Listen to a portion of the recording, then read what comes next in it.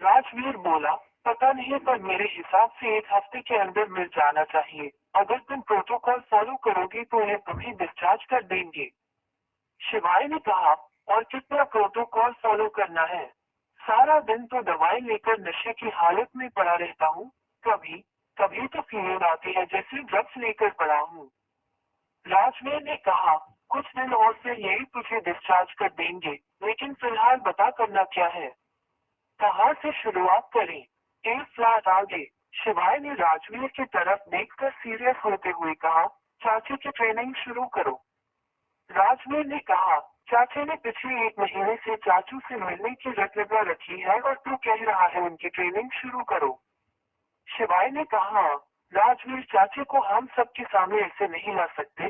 चाची का मेकओवर तो करना ही पड़ेगा ताकि रणविजय सिंह चाची पर अटैक ना करे। राजवीर ने कहा, चाची का मेकओवर कर देंगी तो तुम्हें क्या लगता है चाचू पहचान नहीं पाएंगे? शिवाय ने कहा, हाँ जानता हूँ चाचू एक नजर में ही पहचान लेंगे, लेकिन चाचू कंफर्म करने में टाइम लेंगे और उस वक्त हमें रणविजय सिंह राणा के बिजनेस पर अटैक करना है। उस समय हमें नैना कपूर की बात बचानी है।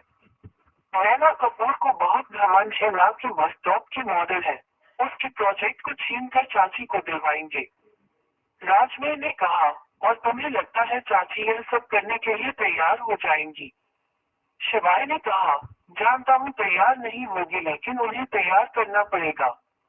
सीनियर तुम जाओ और चाची को मेरे पास लेकर आओ। मैं चाची को समझता हूँ वह मान जाएंगी। रघुवंशी मेंशन। हर्षवर्धन हाल में खड़ा हुआ था। रात के 2 बजे बज गए थे, लेकिन दिव्यांश अभी तक घर नहीं आया था।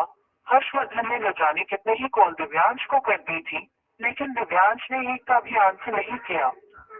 जब पेंथर दिव्यांश के साथ रहता था तो हर्षवर्धन को कभी भी दिव्यांश की टेंशन नहीं होती थी, लेकिन पेंथर के जाने के बाद हर्षवर्धन को दिव्यांश की टेंशन हर वक्त रहती थी, जिसके चलते वह दिव्यांश का इंतजार कर रहा था। थोड़ी देर बाद दिव्यांश की गाड़ी रघुवंशी मेंशन के बाहर आकर रुकी। ड्राइवर गाड़ी से बाहर उतरा, उसने दिव्यांश की साइड का गेट खोला। दिव्यांश अपने लड़खड़ाते कदमों से बाहर निकाला और जैसे तैसे मेंशन के अंदर चला गया। दिव्यांश को खुद का कोई होश नहीं था। हर्षवर्धन दिव्यांश को देख रहा था और दिव्यांश अपने लड़खड़ाते कदमों से हर्षवर्धन के पास आया। दिव्यांश से ठीक से खड़ा भी नहीं हुआ जा रहा था। दिव्यांश गिरता उससे पहले ही हर्षवर्धन ने उसे गले लगा लिया। दिव्यांश ने भी हर्षवर्धन को कसकर गले लगाया और धीरे से पूछा, चाचू शिवाय कैसा है? इस 1 महीने में दिव्यांश एक बार भी शिवाय से मिलने नहीं गया था। वह अपने दुख से ही बाहर नहीं आया तो शिवाय से कैसे मिलता? लेकिन राजवीर और हर्षवर्धन से शिवाय की खबर लेता रहता था।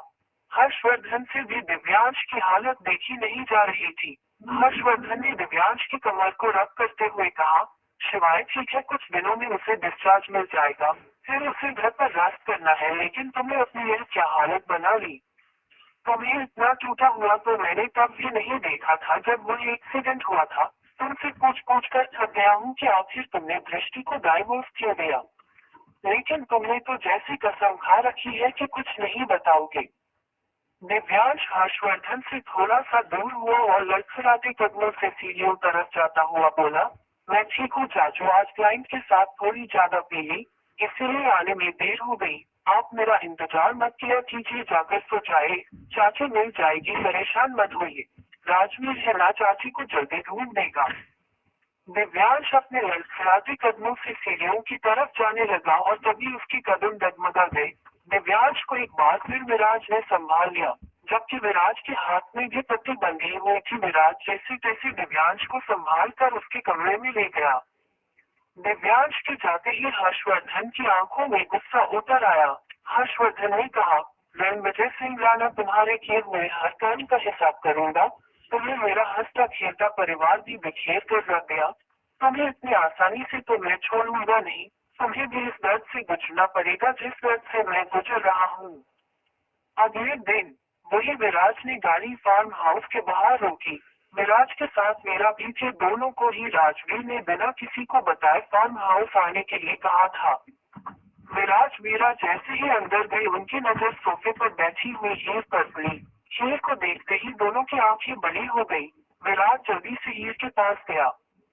विराज हीर के पैरों के पास बैठा हुआ बोला, चाची आप तो बिल्कुल ठीक हो, तो फिर मेंशन वापस क्यों नहीं आती? आपको पता है चाचू आपके बिना कितना अकेले हो गए हैं। तीनों भी दिन रात आपको याद करती है। विराज की बात सुनकर हीर की आंखों में पानी आ गया, फिर बोली, जाना तो मैं भी चाहती हूँ विराज भैया, लेकिन राजवीर भैया जाने ही नहीं दे रहे। तभी वहां राजवीर आया और बोला, विराज इन बातों का वक्त नहीं है तुम्हें, और वीरा को चाची को ट्रेनिंग देनी है।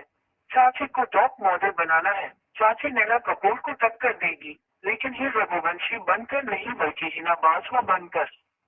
विराज और वीरा को राजवीर की बात समझ नहीं आ रही थी। राजवीर ने उन दोनों की तरफ देखा और फिर उन्हें सारी बातें बताने लगा।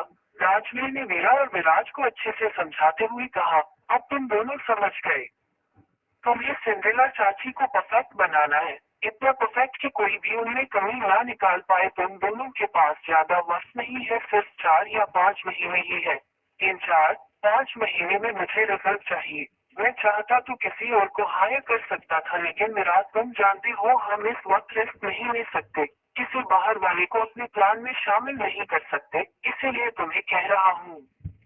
विराज बोला, सीनियर वह सब तो ठीक है, लेकिन मुझे ऑफिस भी जाना होता है। राजवीर ने विराज की तरफ देखकर कहा, ऑफिस में तो कितने पहाड़ तोड़ता है मैं जानता हूँ। ये सुनते ही विराज ने नजर चुरा ली, क्योंकि जब तक शिवाय और दिव्यांश थे विराज ऑफिस में कुछ खास काम नहीं करता था, बस उन्हें डिस्टर्ब ही करता था। विराज ने नजर चुरा कर बोला, मेरा के सामने इंसल्ट क्यों कर रही हो? मीरा ने हंसकर कहा, हाँ राजवीर भाई मेरे सामने इंसल्ट मत करो, मैं आपके सामने इसके इंसल्ट खुद करूंगी। ये सुनते ही सब हंसने लग। राजवीर ने कहा, विराज कभी कभी ऑफिस भी चले जाना, लेकिन फिलहाल ये काम ज्यादा जरूरी है। विराज ने हाँ में गर्दन हिला दी, लेकिन ये तो आंखों में पानी लिए बैठी थी। हीर ने कहा, जब तक मैं पीहू के डैडी से नहीं मिलूंगी, मैं कोई ट्रेनिंग नहीं लूंगी। मुझे पहले पीहू के डैडी को देखना है। राजवीर पिछले 1 महीने से हीर को कैसे समझा रहा था वही जानता था, लेकिन अब हीर का सब्र भी टूटता जा रहा था। राजवीर ने कहा, चाची समझने की कोशिश करो। आपने कहा था कि आप पीहू को देखना चाहते हो, मैं आपको पीहू से मिलवा दिया, लेकिन चाचू आपको पहचान जाएंगे, आप समझते क्यों नहीं? इस बार हीर ने गुस्से में कहा, हाँ नहीं समझते, नहीं समझना चाहती हूँ। मुझे बस पीहू की बेटी को देखना है, और जब तक उन्हें देखूंगी नहीं तब तक मैं कुछ नहीं करूंगी, खाना पीना भी छोड़ दूंगी। हीर के इतना जद करने पर राजवीर को हीर के सामने घुटने टेकने ही पड़े।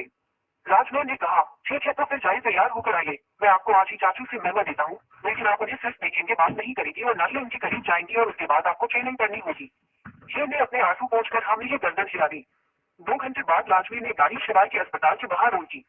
गाड़ी में से राजवीर बाहर आया और उसने दूसरी तरफ जाकर दूसरी साइड का गेट खोला। उस गाड़ी में हीर बैठी हुई थी, लेकिन हीर ने पूरी राजस्थानी पोशाक पहनी हुई थी और सिर पर घूमकर डाला हुआ था। हीर गाड़ी से बाहर आ गई।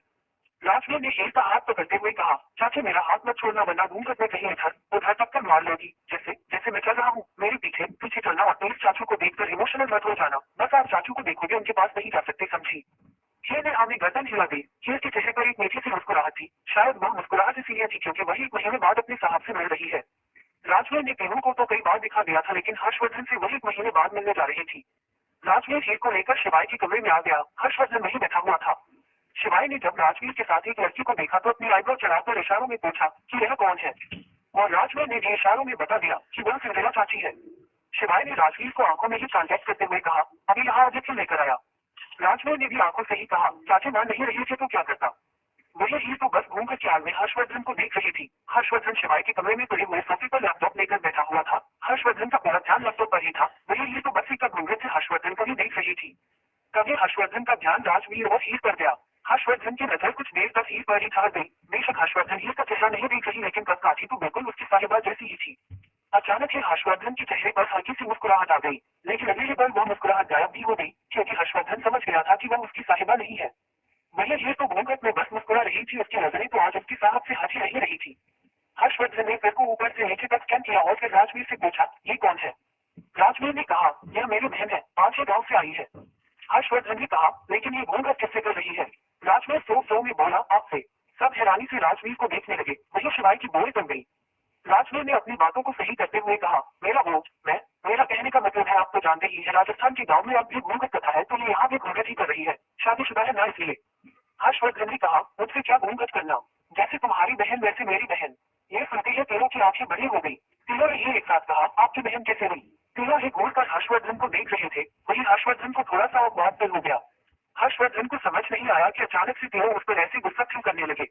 शिवाय ने बातों को संभालते हुए कहा, चाचू आपकी नाइट में बड़ी इंडस्ट्रीज के मालिक हो, लेकिन अभी नहीं है आपके अंदर, भला राजवीर की बहन आपकी बहन कैसे हुई?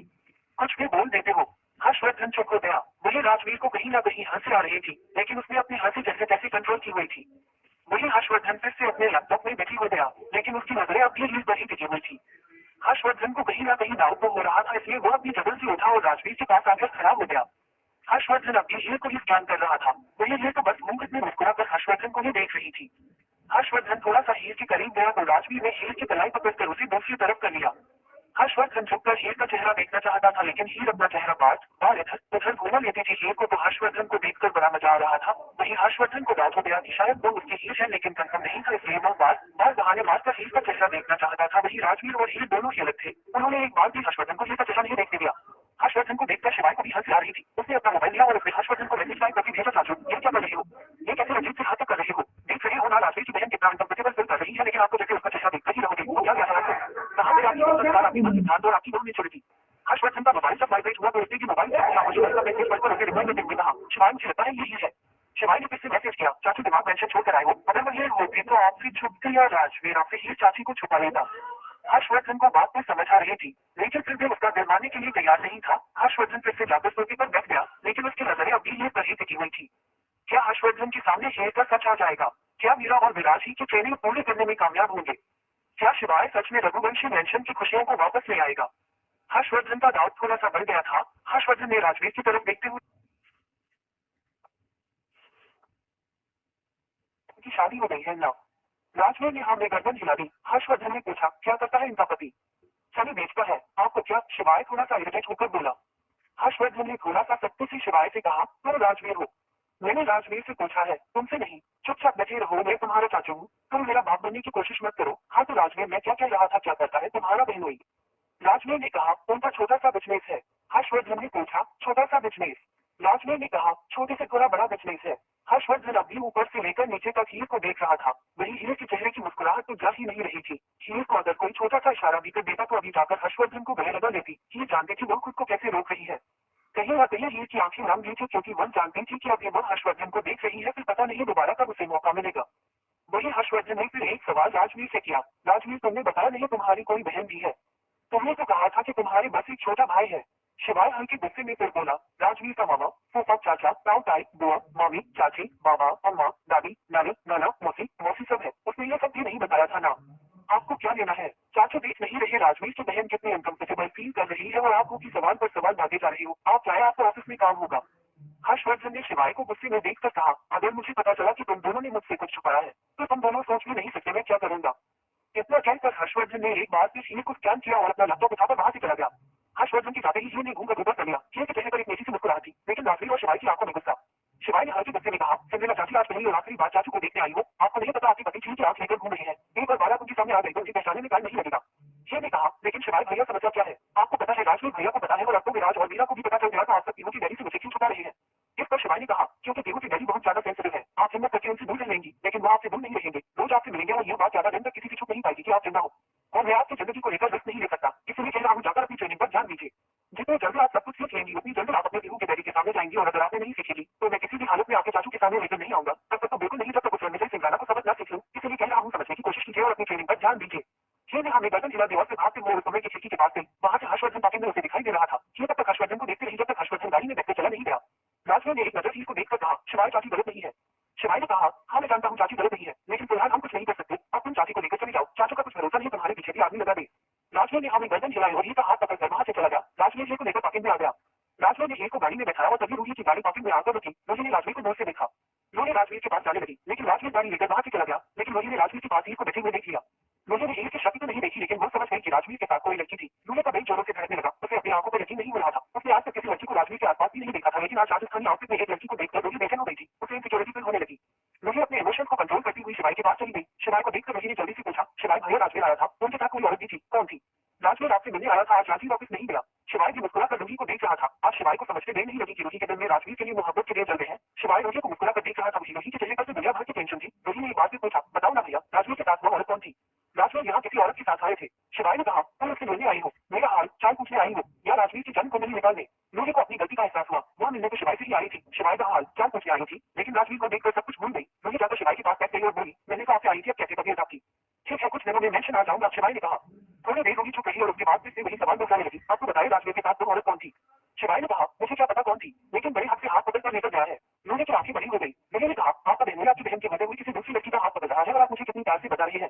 आपने राजवीर से पूछा कि नहीं कि वो लड़की कौन थी? कहते हुए रोही की आंखें हल्की सी नम थी, जिससे साफ पता चल रहा था कि राजवीर को किसी लड़की के साथ देखकर उसके दिल के कितने टुकड़े हो रहे हैं। शिवाय ने बड़े प्यार से कहा, मैं तो पूछूं, वैसे भी चाचू ने कहा है कि घर में कोई भी रोही और राजवीर के रिश्ते के बारे में जिक्र नहीं करेगा और न ही इनके बीच में बोलेगा। चाचू ने तुम्हारी शादी का फैसला तुम्हारे ऊपर छोड़ रखा है। तुम राजवीर से डिस्कस करके बता देना कि तुम राजवीर के साथ रहना चाहती हो या उसे डाइवोर्स देना चाहती हो। चाचू ने राजवीर को भी इस रिश्ते से फ्री कर दिया है। वह अगर तुम्हें डाइवोर्स देना चाहता है तो घर में कोई उसे नहीं रोकेगा। और अब तुम ये बताओ, अगर वह तुम्हें डाइवोर्स देगा तो उसकी जिंदगी में कोई लड़की तो आएगी ना? मौके का फायदा उठाना तो कोई शिवाय से सीखे। शिवाय ने उनके बाद में रोही को चारों खाने चेक कर दिया था। रोही कुछ नहीं बोली, बस कमरे में गैस होकर चक्कर लगाने लगी। रोही ने थोड़ी देर बाद कहा, शिवाय भैया, मैं राजवीर को डाइवोर्स नहीं दूंगी, चाहे कुछ भी हो जाए। शिवाय बोला, उस अपन को छीन के दे। रोही को गुस्सा तो बहुत आ रहा था, उसके दिल पर बनाई थी और शिवाय को आकर खाने की पड़ी थी, लेकिन शिवाय बीमार था, इसलिए रोही ने वह एप्पल छीनकर और काटकर शिवाय के सामने रख दिया और फिर मुंह बनाकर बोली, सुना आपने, मैंने क्या कहा? मैं राजवीर को डाइवोर्स नहीं दूंगी, कभी नहीं दूंगी, चाहे कुछ भी हो जाए। शिवाय एप्पल खाता हुआ बोला, तो मुझे क्या बता रही हो? जाकर चाचू को बताओ, फिर तुम चाचू को भी मत बताओ। जाकर राजवीर का दिल जीत दो, तुम्हारा विरोध अपने आप ही रुक जाएगा, वरना जितना राजवीर ने हम सबके लिए क्या है, उस हिसाब से तो चाचू उसे तुम्हारे साथ जबरदस्ती के रिश्ते में रहने नहीं देंगे। रोही की इस बात को झूठना नहीं सकती थी कि राजवीर ने रघुवंश फैमिली के लिए बहुत कुछ किया है। यही तो वक्त था जब रोही राजवीर को देखकर इम्प्रेस हो रही थी, या कह सकते हैं उसके दिल में राजवीर को लेकर इच्छा बढ़ती जा रही थी। रोही ने अपने आप को संभाला और शिवाय को देखकर बोली, भैया चाहे कुछ भी हो जाए, मैं राजवीर का दिल जीत कर रहूंगी, मैं राजवीर को नहीं छोड़ सकती। मुझे समझ आ गया है कि चाचू ने मेरे लिए अब तक का सबसे अच्छा डिसीजन लिया है। राजवीर नहीं होता तो बची कुछ फैमिली भी देखना चाहती, लेकिन राजवीर ने हमारी फैमिली को बचा लिया।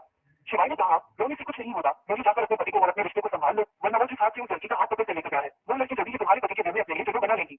रोही बोली, मैं क्या करूं भैया, कैसे राजवीर का दिल जीतूं? मुझे तो कुछ भी नहीं पता। शिवाय ने रोही को ऊपर से नीचे तक देखकर कहा, पहले तो तुम अपना ड्रेसिंग सेंस संभालो, यह क्या तुम वेस्टर्न ड्रेस पहन कर इधर उधर भटकती रहती हो?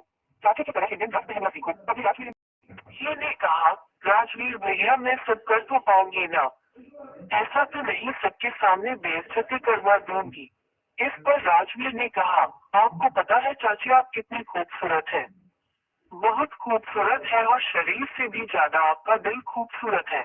आप चिंता मत कीजिए, ये कंपटीशन आप ही जीतेंगी। इनफैक्ट हम हमारा कंपटीशन आपको ही जिताएंगे, चाहे सेटिंग करनी पड़े।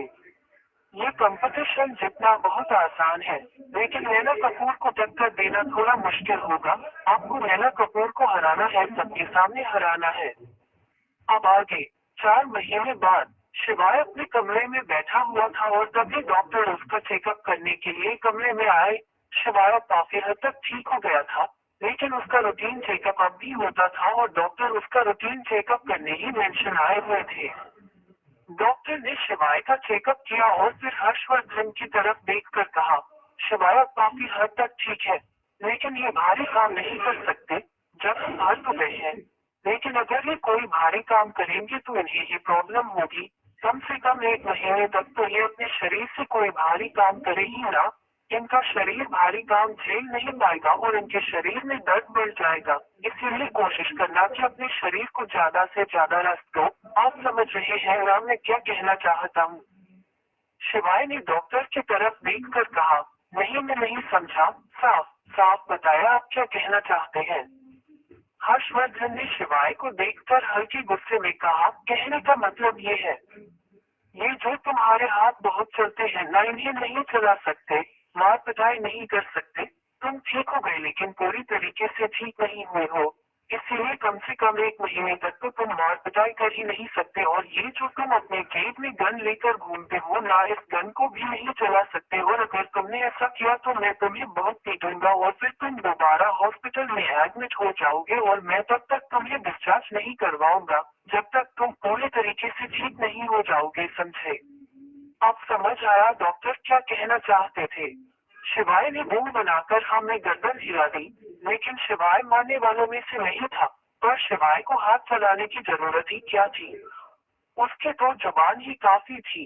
हर्षवर्धन भी जानता था कि शिवाय अगर ठीक हो गया तो रुकेगा नहीं, इसलिए वह शिवाय को रोकने के लिए हल्की फुल्की धमकी दे रहा था। डॉक्टर और हर्षवर्धन बात करते हुए वहां से चले गए। वहीं शिवाय के रूम में पूरी रघुवंशी फैमिली खड़ी हुई थी और वह शिवाय को देखकर हंस रहे थे। तभी शिवाय ने सबको देखकर कहा, इसमें हंसने वाला तो कुछ नहीं था, लेकिन तुम लोगों को दांत दिखाने की आदत पड़ गई है। खैर छोड़ो, दिव्यांश कहाँ है? विराज ने कहा, आज एक इम्पोर्टेंट मीटिंग है, उसी के सिलसिले में ऑफिस गए हुए हैं।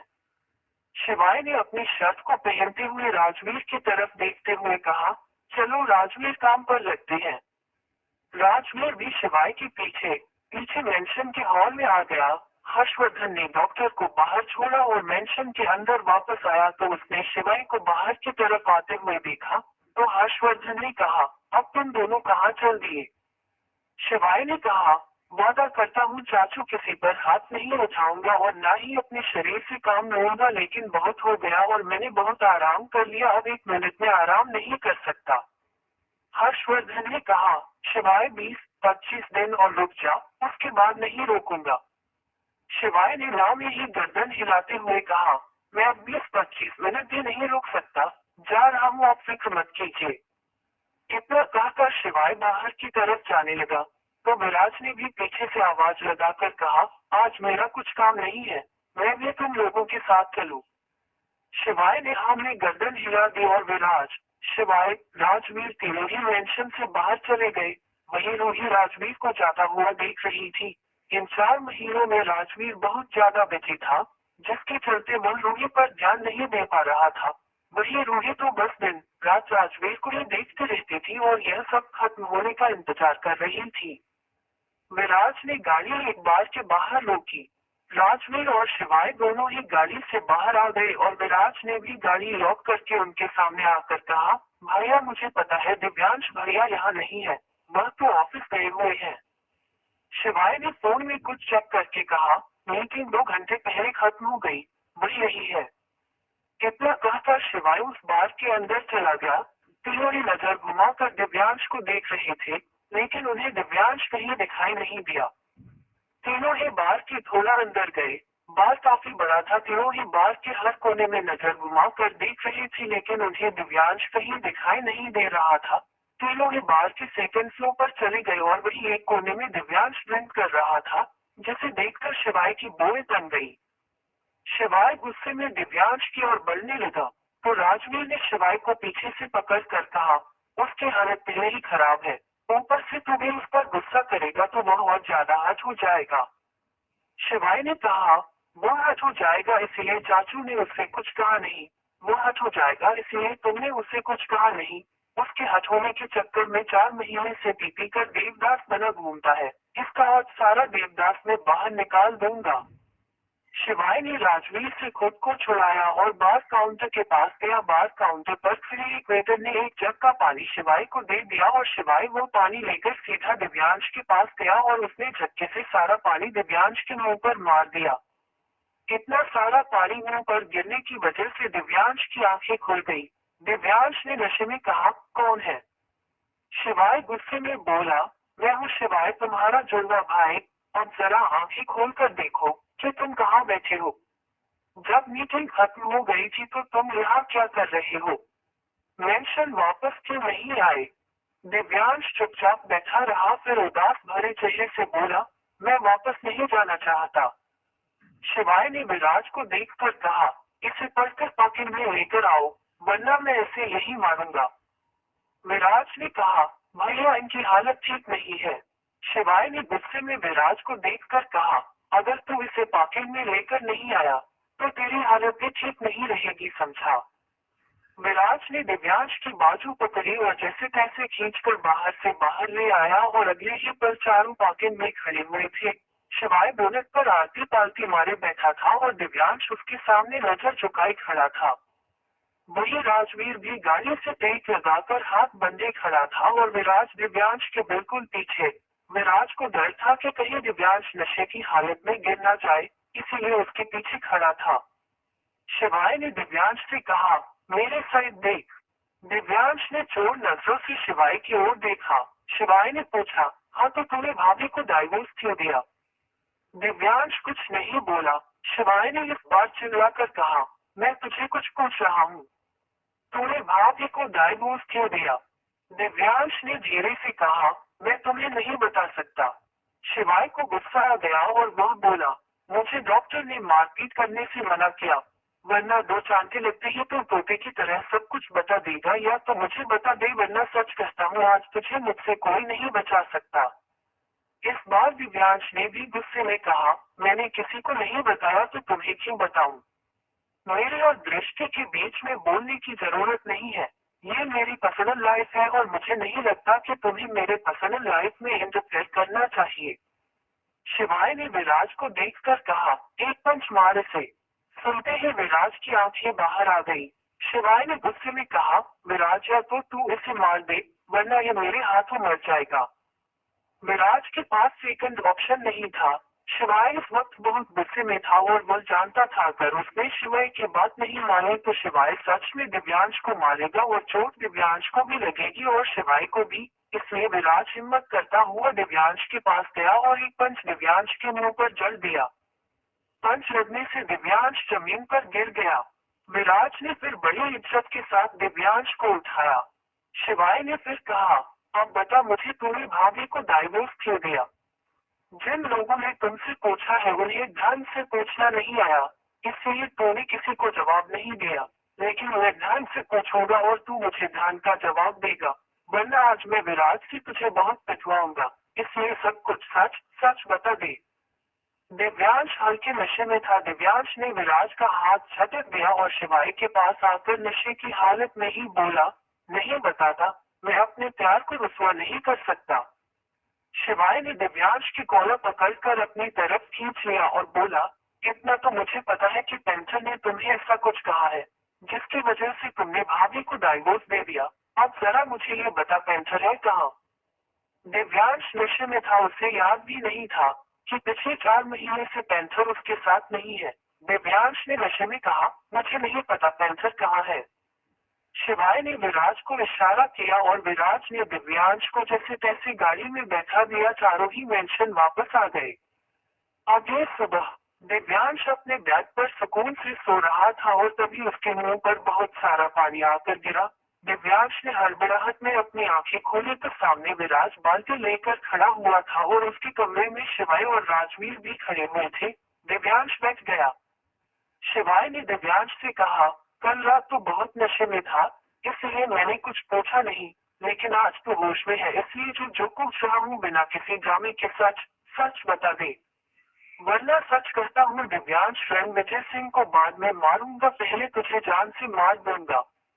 दिव्यांश ने जो कुछ भी पेंटर ने कहा था वह सब कुछ शिवाय को बता दिया और सब कुछ सुनाने के बाद शिवाय ने दिव्यांश को देखकर गुस्से में कहा, मुझे पहले ही पता था कि तेरे अंदर अति की कमी है और आज तूने प्रूफ भी कर दिया कि तू सच में बेवकूफ है। चाचू ने तुझे समझदार समझदार बोलकर सिर पर चढ़ाया हुआ है, लेकिन अकाली तेरे अंदर बिल्कुल नहीं है।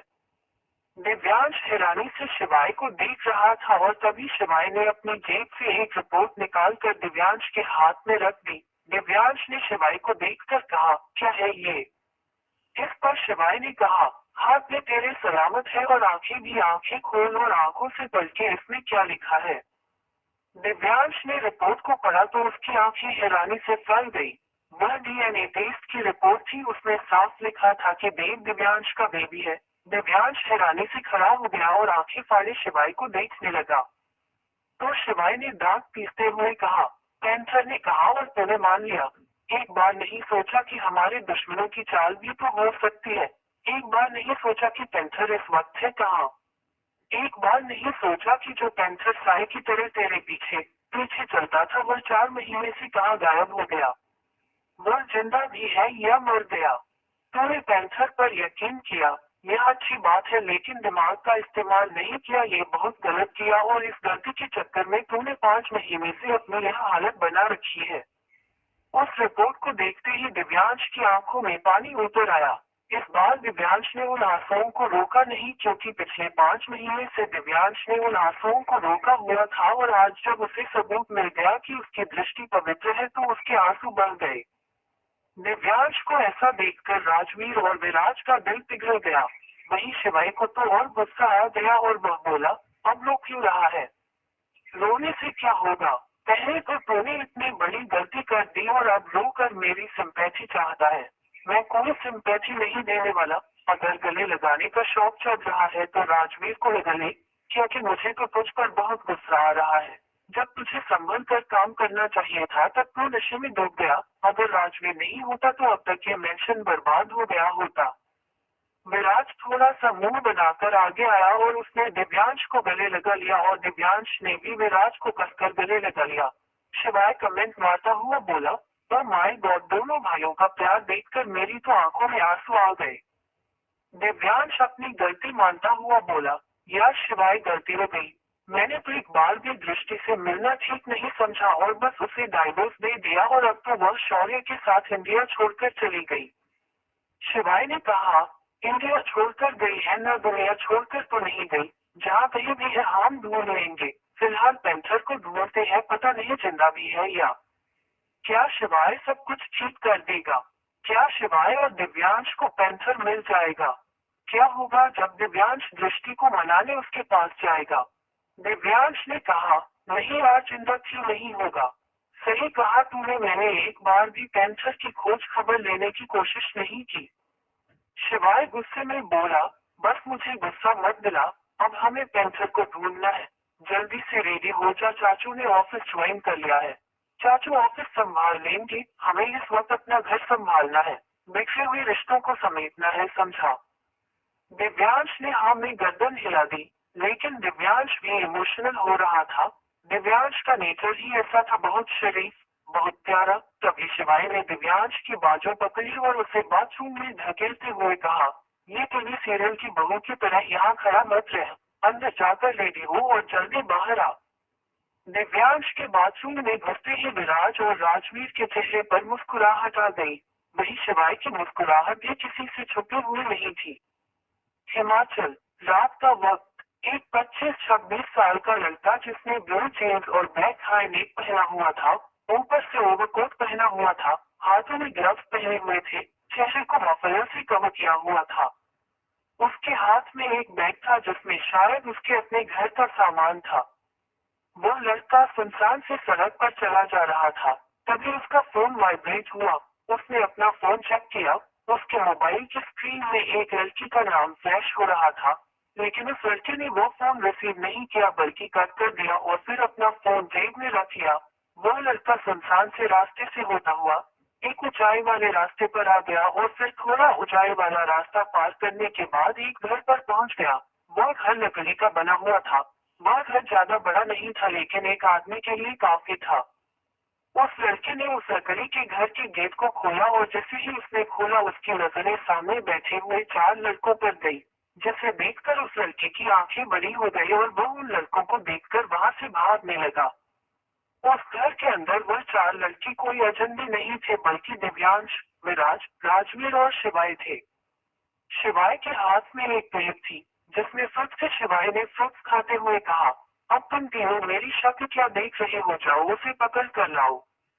दिव्यांश, विराज और राजवीर तीनों ही उस लड़के के पीछे पीछे उस घर से निकल गए। वही शिवाय फ्रूट खाता हुआ खुद से बोला, अपनी डाइट का ध्यान नहीं रखेगा तो चेक कैसे होगा। ये तो इतने बेकार भाई है, कभी कहते ही नहीं कि शिवाय कुछ खा ले। खुद का ध्यान खुद ही रखना पड़ता है। खैर कोई बात नहीं, कुछ दिनों की बात है, फिर मेरी छुई हुई मेरे पास आ जाएगी, फिर वह मेरा ध्यान रख लेगी।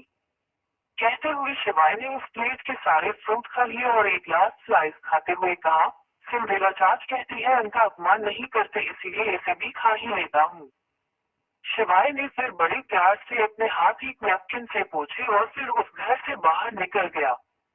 वहीं विराज, दिव्यांश और राजवीर तीनों ही उस लड़के के पीछे पीछे भाग रहे थे और वो लड़का उनसे बचने के लिए आगे आगे भाग रहा था। दिव्यांश चिल्लाया, रुक जा, तू खुद को बहुत स्मार्ट समझता है ना? तुझे तो आज मैं मार मार कर बंदर बना दूंगा। साले खुद को समझता क्या है? अकेला अकेला ही सब कुछ झेलेगा, हमें क्यों नहीं बताया? कहने के लिए तो दिव्यांश सर मैं आपको भाई जैसा समझता हूँ, लेकिन जब भाई को सबसे ज्यादा जरूरत थी तो मुंह छुपा कर भाग गया। रुक तो मेरे हाथ लग जा, एक बार देख मैं तेरा क्या हाल करूंगा। वही विराज भी भागता हुआ बोला, पेंथर भैया रुक जाओ वरना सच में हम सब आपको बहुत मारेंगे। एक बार हमारे जत्थे चढ़ गए ना तो आंख नाक मुंह सब फूट जाएगा, पूर्वी भाग्य पहचान नहीं पाएगी। राजवीर ने भी भागते हुए उसे कहा, कैंसर पागल हो गया है क्या? बच्चों की तरह भाग रहा है, आएगा तो तू हमारे हाथ ही, कहाँ जाएगा? हम जितना भागेंगे उतना ही तुझे मारेंगे। सोचिए पैंथर इसलिए कह रहा हूँ रुक जा। लेकिन पैंथर तो डबल स्पीड से भाग रहा था।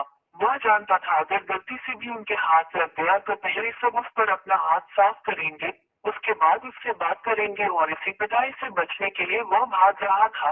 लेकिन उसके चेहरे पर एक मुस्कुराहट थी क्योंकि उसने सबको साथ में देखा था। पैंथर भागता भागता एक दीवार के सामने आ गया और फिर वो पलट गया और दोनों हाथ उठाकर तीनों को रोकते हुए बोला, मेरी बात सुनो, मैं रुक जाऊंगा लेकिन तुम लोग मुझे मारोगे नहीं। दिव्यांश अपनी बाजू फोल्ड करता हुआ बोला, क्यों नहीं मारेंगे? तो किसी जन्नत से आया है, जिसे मारेंगे नहीं साले। सबसे ज्यादा तो तुझे मैं मरूंगा, सबसे ज्यादा बैन तो मेरी बजा कर गया है और अब खुद चोट खाया हुआ आशिक बनकर घूम रहा है। मैं तो तुझे पीटे बिना मानूंगा नहीं। पैंथर अपनी सफाई देता हुआ बोला, सर मेरी बात समझने की कोशिश कीजिए। मुझे उन लोगों ने बहुत मजबूर कर दिया था। पूर्वी को किडनैप कर लिया था और तो और पूर्वी को हत्या किया। मैं क्या करता? मुझे कुछ समझ नहीं आया। आपको मुंह दिखाने लायक ही नहीं रहा, तो कैसे आता आपके सामने? इस पर राजवीर भी फाइटिंग मोड में आता हुआ बोला, तो मैं क्या मर गया था? मुझसे आकर बात कर सकता था ना, चाचू से बात कर सकता था। लेकिन तूने तो कसम खा रखी है कि अपने ससुर पोती के बारे में भी तू दिव्यांश को ही बताएगा। मुझे बता देता। इतना कहकर राजवीर ने घुमाकर लात पैंथर के मुंह पर मार दी और पैंथर जमीन पर गिर पड़ा। पैंथर जैसे तैसे उठा और बोला, मुझे उन लोगों ने मजबूर कर दिया था, इसलिए मैंने तुम्हें नहीं बताया। सोचने समझने की शक्ति खत्म हो गई थी, समझ नहीं आ रहा था क्या करूं, और इसलिए ये सब कर दिया। दिव्यांश ने भी एक पंच बनाकर पैंथर के मुंह पर मारा और बोला, एक तो उल्टे काम करता है, ऊपर से भाग भी रहा है। भागा क्यों? हम सबको देखकर भाग क्यों? हम सब इतनी दूर तुझे लेने ही आए हैं और तू हम सबको देखकर भागने लगा। पैंथर जो कि जमीन पर पड़ा हुआ था वो उठा और बोला, इसलिए भाग रहा था क्योंकि मैं जानता था तुम सब पहले मुझ पर अपना हाथ साफ करोगे। मुझे पीटना नहीं है, वैसे भी ठंड में दर्द ज्यादा होता है। विराज ने दिव्यांश को देखकर कहा, भैया एक पंच में भी मार लूं। दिव्यांश ने हाँ में गार्डन हिलाते हुए कहा, एक क्यों से दो जी भर कर कूटेंगे। सारा रायता फैलाकर यहाँ आकर छुप गया, एक बार कांटेक्ट करने की कोशिश नहीं की। इसके चक्कर में शिवाय ने मुझे कितना कुछ सुना दिया। मेरा खुद का दिमाग काम करना बंद कर दिया था। मार इसे। इतना कहकर तीनों ही पैंथर पर टूट पड़े, लेकिन पैंथर जैसे तैसे वहां से भाग गया। पैंथर भागता हुआ शिवाय से जा टकराया और शिवाय ने अपने सीने पर हाथ रख लिया। पैंथर को समझा गया कि शिवाय अभी पूरे तरीके से ठीक नहीं है, इसलिए पैंथर ने शिवाय को संभालते हुए कहा, सॉरी सर गलती से टकरा गया। शिवाय ने हल्के गुस्से में कहा, अबे तुझे पता नहीं है कि मुझे डॉक्टर ने भारी काम करने से मना किया है, वरना जिनसे तू बच कर आया है उनसे ज्यादा तो मैं तुझे मारता। करीब 1 घंटे बाद पैंथर का हिमाचल वाला घर। पैंथर पर तीनों ने बहुत अच्छे से हाथ साफ कर दिया था। पैंथर मुंह बनाकर एक चेयर पर बैठा हुआ था और दिव्यांश उसकी चोट पर दवाई लगा रहा था। पैंथर हल्के गुस्से में बोला, पहले मारते हो फिर दवाई भी लगाते हो। दिव्यांश ने कॉटन जमीन पर फेंकते हुए कहा, ले तो फिर नहीं लगता दवाई, एक तो काम पीटने वाली करता है, ऊपर से एटीट्यूड भी दिख रहा है। दिव्यांश की बात सुनकर सबको हंस आ गई। राजवीर आगे आया और उसने पैंथर का हाथ पकड़ा और फिर उस पर दवाई लगाने लगा। वही शिवाय ने विराज को देखकर कहा, अभी जाना चाय बना कर ला, ठंड लग रही है, डॉक्टर ने पीने से मना किया है वरना एक पैक तो लेता। ठंड से उतर जाती। विराज ने कहा, तो सब चाय पियोगे? दिव्यांश बोला, नहीं यार मैं चाय नहीं पीऊंगा, मेरे लिए तो एक कप बना दे। इस पर शिवाय ने एक क्वेश्चन उठाया और दिव्यांश की तरफ देख कर कहा, जब तक मैं ठीक नहीं हो जाता तो कोई पैदल नहीं पिएगा। 4 महीने से पी कर तेरा पेट नहीं भरा, जो तुझे अब भी चाहिए। जब तक तू भाभी को मनाकर मेंशन वापस नहीं ले आता, तब तक तेरा पीना बंद और मुझसे ज्यादा बहस की तो तेरे लिए अच्छा नहीं होगा। दिव्यांश चुप हो गया और फिर विराज की तरफ देखकर बोला, जा भाई मेरे लिए भी चाय बना कर ले आ। थोड़ी देर बाद विराज सबके लिए चाय बना कर ले आया और वही राजवीर ने भी पैंथर की अच्छे से बैंडेज कर दी थी। राजवीर ने पैंथर के सामने चाय का कप रखते हुए कहा, ले चाय पी ले, तेरी चोट की थोड़ी सी काई हो जाएगी। कहते हुए राजवीर के चेहरे पर भी एक मुस्कुराहट आ गई, जिसका साफ मतलब था वह पैंथर को चिढ़ा रहे हैं। पैंथर ने जैसे ही कप उठाने की कोशिश की, दर्द से उसकी आह निकल गई। पैंथर ने कहा, नहीं रहने देता हूँ, चाय पीने से सिखाई नहीं होती। ये सुनकर सबको हंसी आ गई। तभी दिव्यांश ने कप उठाकर पैंथर के होठों पर लगाया और बोला, चल कोई ना, मैं पिला दूंगा। सबने चाय पी ली और दिव्यांश ने पैंथर को अपने हाथों से चाय पिला दी। शिवाय ने कहा, अब बताओ क्या हुआ था। पैंथर ने पहले दिव्यांश को देखा और नम आंखों से कहा, सॉरी सर, ये सब नहीं करना चाहता था। मैंने देखा है दृष्टि भाभी को टोकते हुए। ये सब करने से अच्छा होता मैं मर जाता, और मैंने मरने की कोशिश भी की, लेकिन मर नहीं पाया। कहीं ना कहीं उम्मीद थी कि सब कुछ ठीक हो जाएगा और इसीलिए राजस्थान छोड़कर यहाँ आ गया। शिवाय ने कहा, जितना इमोशनल होना था पिछले कई एपिसोड में इमोशनल हो चुके हो। अब मुझे ये बता तेरे साथ क्या क्या हुआ और तूने कितना रायता फैलाया है।